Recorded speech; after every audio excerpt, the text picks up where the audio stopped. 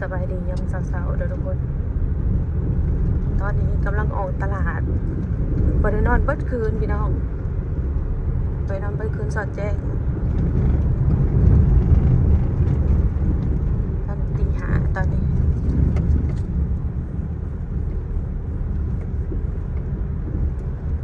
ตลาดเขาเปิดหรือยัง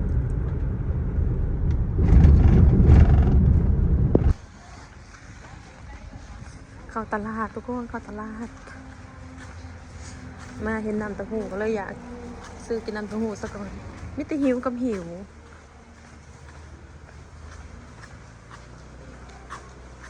เจ้าหาห้องน้ำบ่ได้ปูมองมีคนเนี่ยมีมองคนยืนมีรถจักรมันจะอยู่ความมืดอ่ะ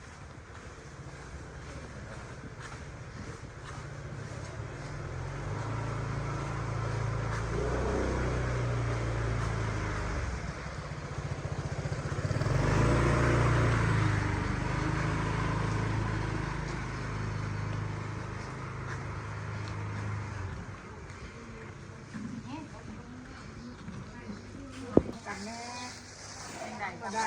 ยังหรอกโอ้ยมันบ่ได้พื้นขึ้นใช่กับบ่ได้พื้นขึ้นเราซื้อของหวาน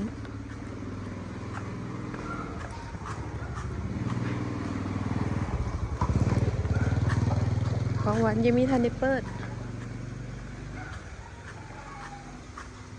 เขาจับบุคคายของหวานยังพลมาบ่ว่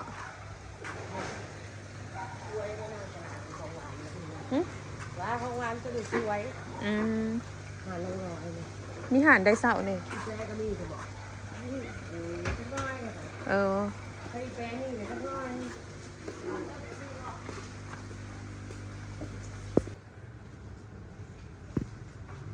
งานอย่างสี่พี่น้องเอ้ยเบิร์ดไลน์เด้อไพ่ว่าเบิร์ดปลายสื่อยังพาได้ของขบซ้ำเบิร์ดเป็นหมื่นแล้วพี่น้องเอ้ยพร้อมพาได้ขบซ้ำของอยู่ของกินมันงานกระทันหันรายจ่ายมันแบบผู้เดียวจ่ายพี่น้องมันก็เลยแบบจังซีแล้วมันก็เบิดลายปลาเตียงกะให้มาล้านหนึ่งให้มาล้านกีบตกเป็นเงินบาทกับประมาณพันเท่าไหร่วะ1,100 กับ600,000ประมาณ1,500ปลาเตียงให้มา1,500ประมาณ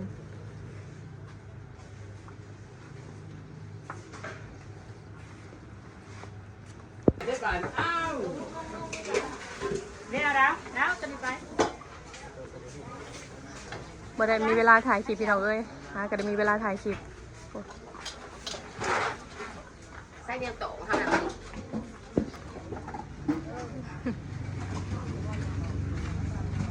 ยังคนช่วยฉันในซื้อบอกคุณบ่ได้จังหมื่น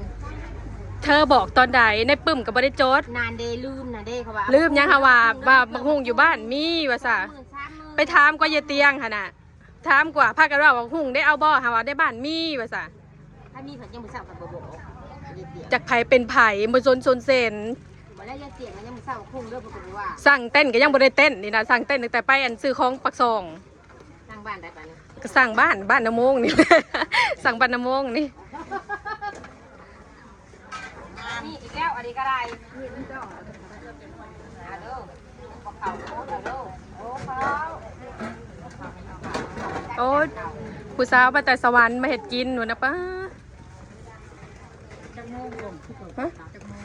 น่าจะบ่ายโมงเลยบ่ายโมง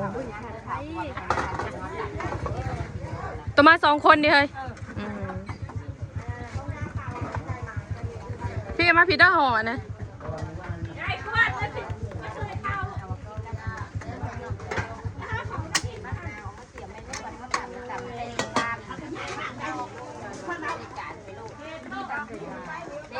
จะโคกยู่แต่ว่าถ้าต่ำกว่ามาเที่ยวคนส่วนเที่ยงนั่นเอง190 บาทมีแต่แบบนี้ได้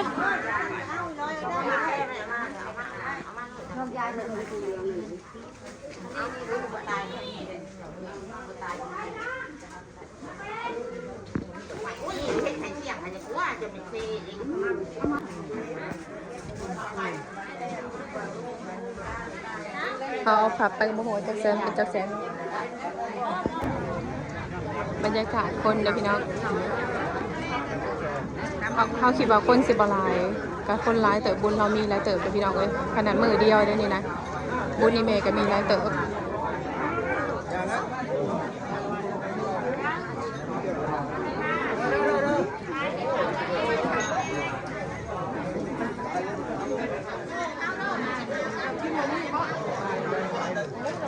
โดย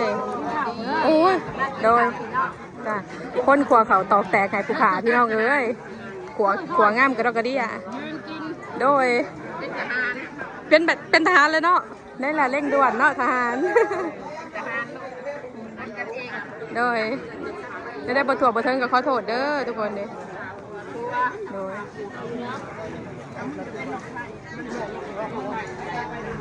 คนร้ายเนาะ แบนมือเดียวได้เด้อเนาะ ร้ายมือแห้งร้าย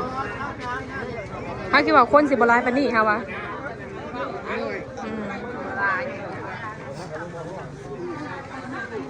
ทั้งน้ำแข็งก็จะอยู่ใสทั้งน้ำแข็งน้ำขอก็จะอยู่ใสเนาะ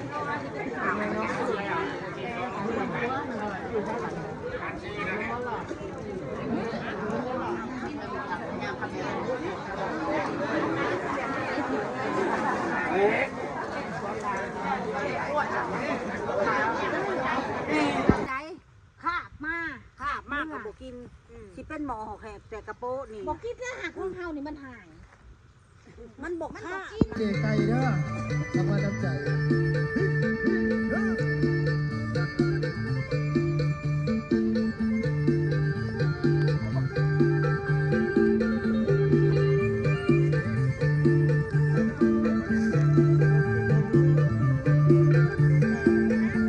ได้ยินบ่รู้เสียงไอ้ฮู้เป็นเพลงด้วยหาความ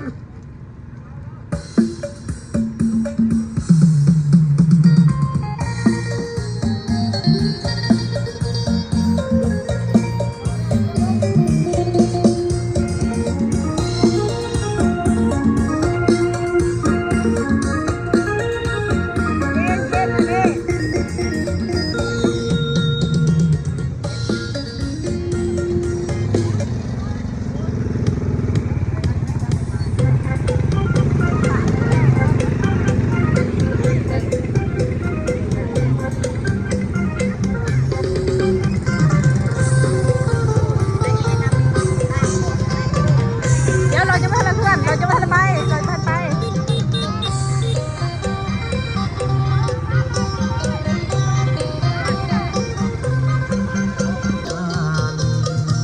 อีกลีนลมป่า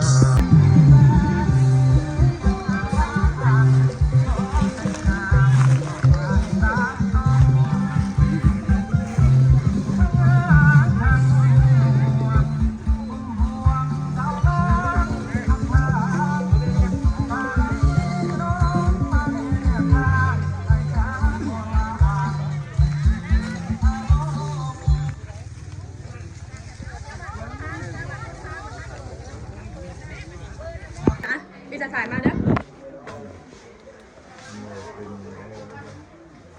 อันนี้เป็นหวานน่าจะได้อย่างบาท 8,000 บาท ใช่เอาพันว่ามัน8,000 อันนี้กินเด้ผมมองแป้งลงมาสำนัก มันจะมันกี่พันจะต้องแบบ กระตุ้นกันบาทกันบาทน้ำมันกี่มันอยู่เป็นยังคือเก่าเนี่ยเขาโลกขายแล้วบ่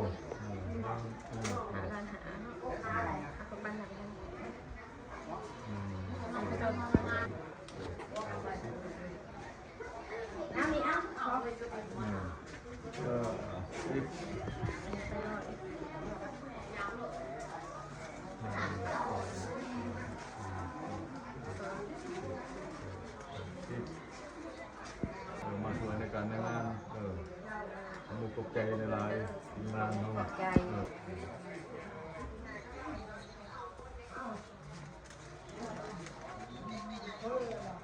เจ๊ก็มาห่วงมันเด้อเ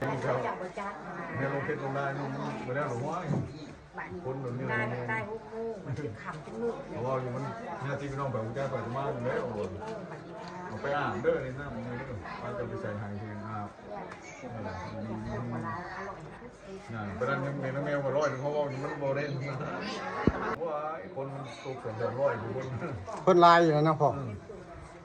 หลายกว่านั่งอยู่ที่เป็นน้องบอกคนผู้หลายเพราะนั้นน้อง มือเดียวละหลายมือเดียวเลยบุญละหลายเลยแล้ว 200นั่นแต่200ยังบ่อย่างนั้นตั้งหาสวยนะเป็นแบบสมาชิกลายเป็นอะไรคนที่โมตีมาลายนี่ น่าจะมีคืนได้เมื่อวันที่ถึงวันที่10เนาะ วันพฤหัสมือตั้งเริ่มได้สีเยี่ยมยามคนอยู่ว่าอย่างหอนอยู่ วันนี้มันไหวปั้นสิได้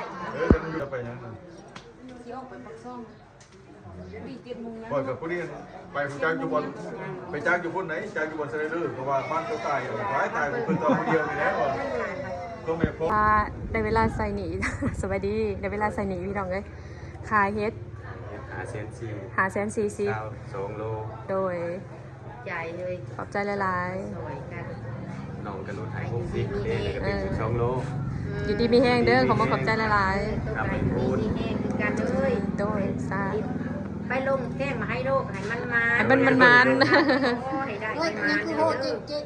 ไปก็เอาเงินเนาะ มาที่นี่เตรียมจ่ายขาหมูอีกพี่น้องมาที่นี่ ต่ำแล้วอ่ะ เตรียมจ่ายขาหมู3 ล้าน 3 แสนกีบ